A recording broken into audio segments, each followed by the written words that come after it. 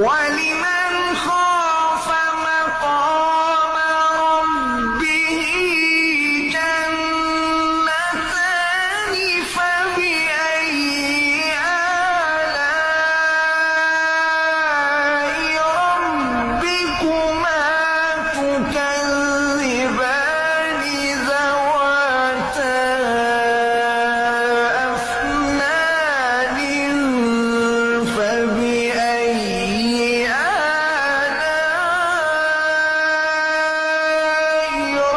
ربكما تكذبان فيهما عينان تجريان فبأي